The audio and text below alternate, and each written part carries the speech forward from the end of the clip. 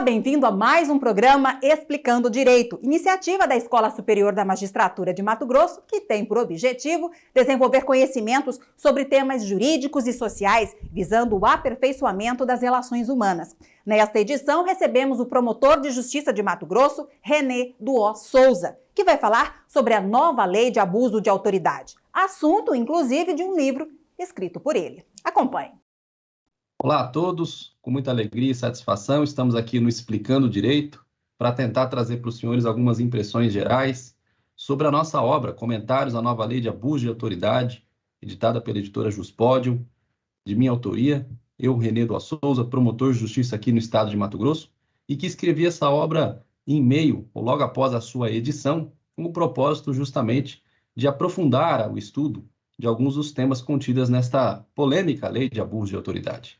Eu digo polêmica porque a lei foi editada, como vocês sabem, em meio a um ambiente de muitos questionamentos, de muito revanchismo no que se refere à atuação de um setor do funcionalismo e dos agentes públicos do Brasil, sobretudo aqueles que enfrentavam ou atuam no enfrentamento de atos relacionados à corrupção no Brasil, mas, sem dúvida nenhuma, uma lei necessária. Necessária porque nós estávamos padecendo já de uma necessidade de atualização do direito penal no que se refere à lei de abuso de autoridade, porque a lei que regia a matéria antes era uma lei bastante antiga, a Lei 4898 de 65, uma lei, portanto, que necessitava, um assunto, portanto, que necessitava de uma atualização, e isso foi feito por meio desta nova lei de direito penal.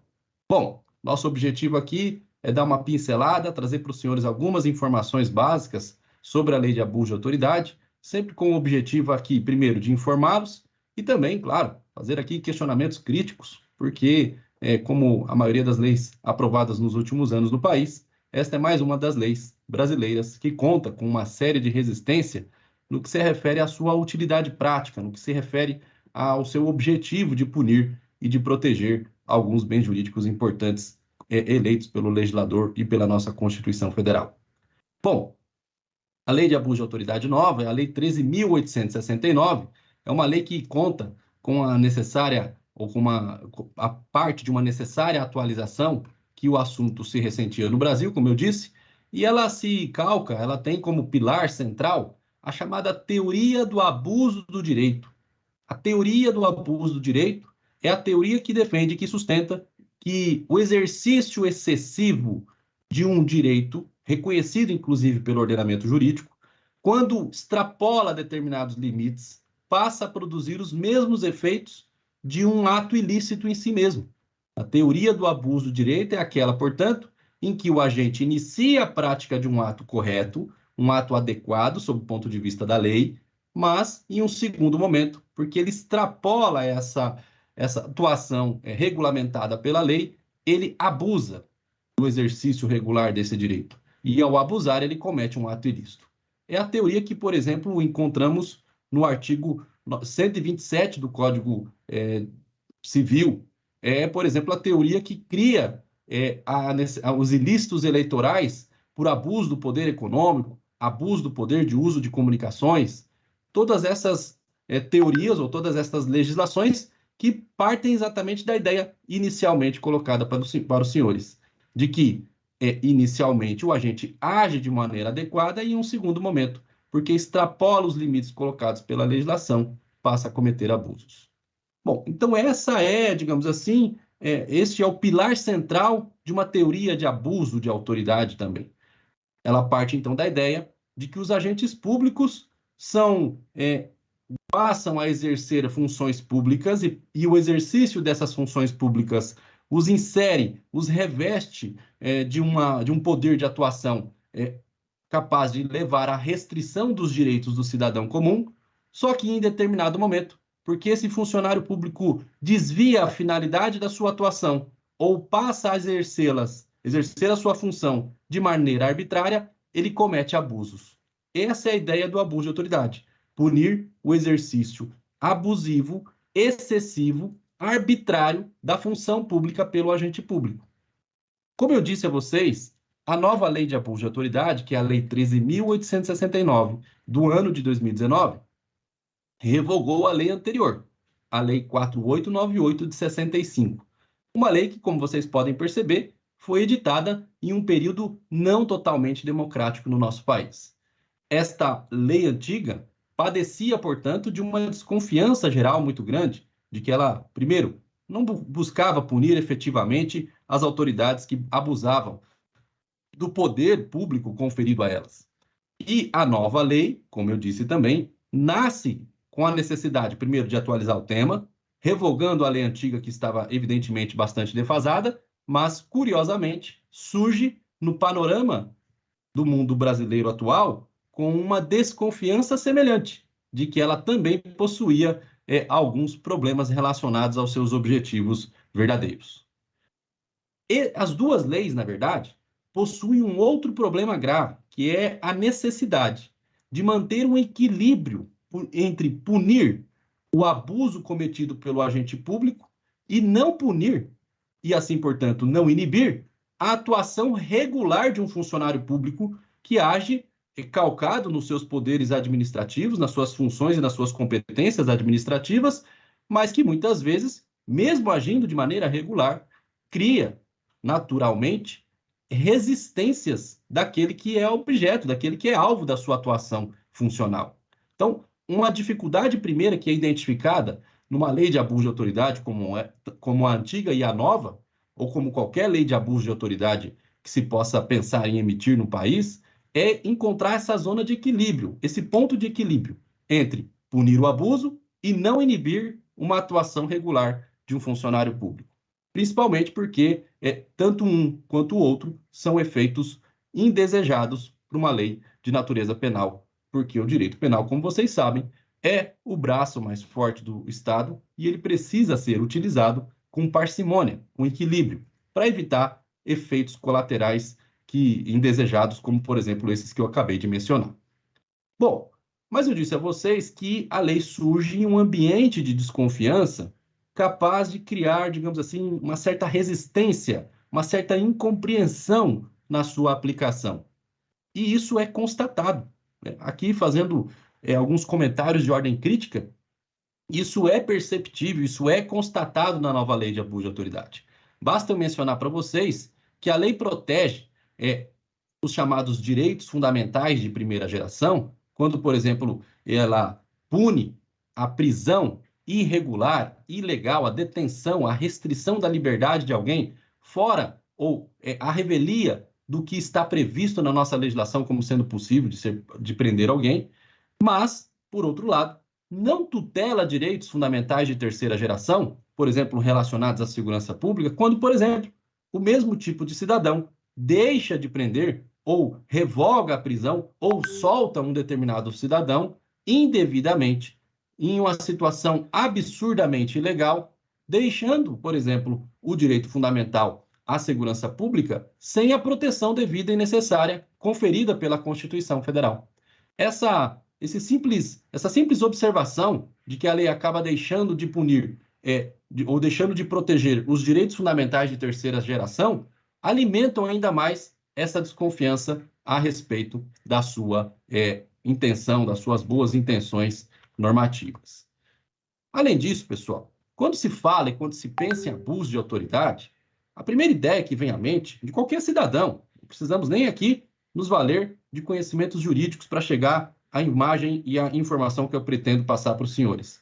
Quando alguém comenta que foi vítima de abuso de autoridade, a imagem que vem à mente de qualquer pessoa é essa aí. É a imagem de alguém que está sendo massacrado ou que está sendo, digamos, arrostado por uma atuação abusiva de um funcionário público. Trocando em miúdos, numa linguagem simples e popular, é abuso de autoridade, numa linguagem cotidiana, o safanão, o pontapé, a agressão proferida por um funcionário público em face de um cidadão, correto? Não há quem divirja desta percepção. Entretanto, por incrível que pareça, de maneira a alimentar o senso crítico que eu estou trazendo para os senhores sobre esta lei, a nova lei não tem esta conduta tipificada como abuso de autoridade. A nova lei de abuso de autoridade, a Lei 13.869, não pune penalmente o pontapé de um funcionário público contra o cidadão brasileiro. Isso, para a nova lei, não é abuso de autoridade. O que é evidentemente, um sinal de alerta de qual realmente era ou quais são os verdadeiros propósitos de uma lei assim editada. A situação só não é mais dramática, ou a coisa só não está totalmente perdida, porque nós temos um crime lá previsto no Código Penal, artigo 322 do Código Penal, que estava completamente esquecido. A doutrina já vinha dizendo há muito tempo que esse tipo penal tinha sido tacitamente revogado pela Lei 4898 de 65.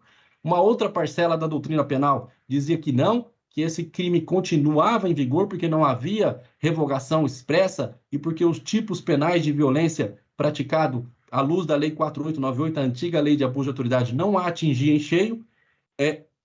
O fato é que hoje, com a nova Lei de Abuso de Autoridade, que não tipifica esse comportamento no seu texto, este dispositivo do Código Penal, repito, que antes estava abandonado, ressurgiu, foi trazido à tona novamente, renasceu para coibir a violência que eu acabei de descrever para vocês, de um abuso de autoridade praticado por um funcionário público mediante atos de violência contra um cidadão brasileiro ou contra um cidadão qualquer. Esse dispositivo, então, ele ressurge para, digamos assim, compor uma lacuna deixada pela Lei 13.869, e isso, sem dúvida nenhuma, levanta sérios questionamentos a respeito da intenção dessa nova lei, a Lei 13.869. Bom, pessoal, outro ponto importante que a gente precisa aqui, mais ou menos, levar em conta na explicação da nova lei de abuso, é que a lei ela teve uma discussão junto ao Parlamento brasileiro extremamente enriquecida. Isso porque, evidentemente, o receio de que as punições prometidas pela lei pudessem inibir a atuação de um funcionário público que atuava corretamente, adequadamente, porém, de maneira a causar desgostos, aflições no funcionário que era sujeito e alvo da atuação do funcionário público, isso promoveu a edição da lei com duas disposições importantes. E com essas duas disposições, eu procurarei aqui explicar para os senhores os principais mecanismos de correção que a lei de abuso de autoridade tem, normativos inclusive, para evitar interpretações equivocadas do seu alcance. O primeiro dispositivo é o parágrafo 1º do artigo 1º da lei. A lei passa a exigir que, para haver abuso de autoridade, o funcionário público deve agir com uma intenção específica, com um objetivo específico de causar algumas situações constrangedoras ao cidadão particular. Ele deve ter o fim específico de causar atuações voltadas a prejudicar uma pessoa, a beneficiar a si mesmo ou a terceiro, ou ainda ele deve agir por mero capricho ou visando satisfação pessoal. Esse dispositivo, contido no parágrafo 1º do artigo 1º da nova lei de abuso de autoridade, visa justamente separar a atuação verdadeiramente abusiva de uma atuação destemida, uma atuação, digamos, enérgica de um funcionário público, mas que não pode ser confundida com uma atuação abusiva. Funcionário público que age investido das suas competências administrativas, visando buscar o bem público, o bem comum, age com energia, com galhardia na defesa da sua função pública, não pode ser confundido com um funcionário público que atua com abuso de autoridade. E é essa disposição do parágrafo 1º do artigo 1º da lei que procura separar essas situações, separar o funcionário público que atua abusivamente do funcionário público que atua regularmente. Essa disposição, portanto, é conhecida pela doutrina como a disposição que cria uma finalidade específica relativamente aos crimes de abuso de autoridade. É uma disposição bem-vinda, sem dúvida nenhuma. Agora, é uma disposição que já vinha sendo, ou tinha sido construída pela doutrina e pela jurisprudência brasileira sobre acometimento de atos de abuso de autoridade à luz da lei antiga. A lei antiga já tinha esse tipo de disposição. Bom, mas nós temos um outro dispositivo legal, extremamente importante também, que visa evitar o alcance indevido da teoria do abuso do direito, aqui no abuso de autoridade, para as autoridades que exercem determinadas valorações. É o artigo 1º, parágrafo 2º da lei. O parágrafo 2º agora, do dispositivo que inaugura a lei de abuso de autoridade, diz o seguinte: a divergência na interpretação de lei ou na avaliação de fatos e provas não configura abuso de autoridade. Essa disposição legal por assim dizer, procura evitar o chamado crime de hermenêutica. O que é crime de hermenêutica? É o crime que poderia ser imputado a alguém a partir pura e simplesmente do exercício interpretativo de uma lei ou de uma valoração de uma prova contida num processo. Imaginemos o seguinte quadro. Uma determinada autoridade pública, investida na sua função decisória, decide, por exemplo, realizar uma revista em um determinado cidadão. Resolve realizar, por exemplo, uma fiscalização sanitária em um determinado estabelecimento. Ou um determinado juiz de direito resolve decidir pela necessidade de uma prisão de alguém. Essa decisão ela é tomada, evidentemente, a partir do conjunto de provas que são levados ao conhecimento desse julgador. Agora, a partir ou levando em conta todas as escolas de pensamento que hoje existem no direito, é perfeitamente possível que uma autoridade pense, valore a prova de uma maneira e outra autoridade, olhando para o mesmo quadro de provas, decida, examinando estas provas, constate, chegue à conclusão diferente da primeira autoridade. Veja, se não houvesse esse dispositivo do parágrafo 2º do artigo 1º da nova lei de abuso de autoridade, nós teríamos um problema grave, que seria o cometimento de um crime de abuso de autoridade pura e simplesmente a partir das divergências que essas duas autoridades, 1 e 2, chegaram a partir do mesmo exame, do mesmo conjunto de provas. Esse é o objetivo desta norma, evitar que essa revaloração da prova, que o exame das provas possa levar à caracterização de crimes, porque, como se sabe, no nosso país, tanto no âmbito do processo civil, como no âmbito do processo administrativo, como no âmbito do processo penal, vigora o princípio da livre apreciação das provas. O julgador pode valorar as provas de acordo com, evidentemente, o valor e o conteúdo que essas provas são capazes de expressar para o julgador, mas isso não implica dizer que as provas possuam algum tipo de regime tarifado. Essa liberdade na apreciação das provas é inerente à função de determinadas autoridades julgadoras, não poderia e não pode, evidentemente, ser criminalizado por uma lei de abuso de autoridade. Então, a lei cria essas duas disposições com o objetivo, como eu disse, de evitar a criminalização do abuso de autoridade do funcionário público que age regularmente, mas que age, inclusive, divergindo, muitas vezes, de outras autoridades que analisam o mesmo quadro, o mesmo conteúdo de provas de um caso concreto, porque, se assim não fosse, nós criaríamos um verdadeiro empecilho para a atuação de determinadas autoridades que possuem e que exercem a valoração de provas e que possuem a função julgadora inerente às suas competências administrativas. Então, essa é a ideia, impedir que a lei puna exageradamente, indevidamente, aqueles que exercem valoração nas provas. Bom, pessoal, temos dezenas de considerações a serem feitas pela lei de abuso de autoridade. A lei possui crimes especificadamente previstos para quase todas as autoridades administrativas do Brasil. Artigo 9º da lei, por exemplo, prevê o crime de decretação, como eu já mencionei, é absurdamente ilegal, em desconformidade com as hipóteses legais, um crime que pode ser cometido, portanto, por todas aquelas autoridades investidas da função de prender, de decretar a prisão de alguém, seja numa situação de flagrante, seja numa situação por ordem judicial. Nós temos crimes relacionados a, eventualmente, constrangimento de presos e de pessoas detidas no nosso país, artigo 13 da lei. Esse dispositivo procura, portanto, alcançar aqueles atos voltados a constranger e submeter pessoas presas a situações vexatórias. Deem uma lida aí no artigo 13, principalmente o inciso 2 da nova lei de abuso de autoridade.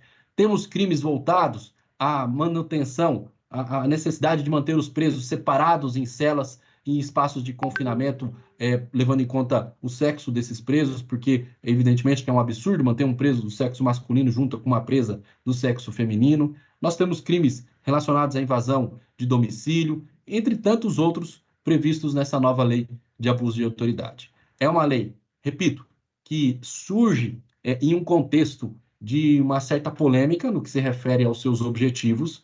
É uma lei que veio para atualizar o quadro penal necessário para o enfrentamento de abuso de autoridade, mas que padece de algumas desconfianças por conta de algumas disposições, como eu disse, que deixaram à margem a proteção de determinados interesses, a incriminação de determinados comportamentos considerados necessariamente objetos de uma lei de abuso de autoridade, mas é uma lei que hoje encontra-se em vigor e que necessita de um estudo acurado de todos nós. É para isso, com esse objetivo, que este quadro Explicando Direito foi concebido para os senhores, e foi para isso também que eu escrevi a obra que eu mencionei para vocês, Comentários à Nova Lei de Abuso de Autoridade. É isso, pessoal. Quero agradecer imensamente a atenção de vocês. Me coloco à disposição para outras colocações. Grande abraço e até a próxima.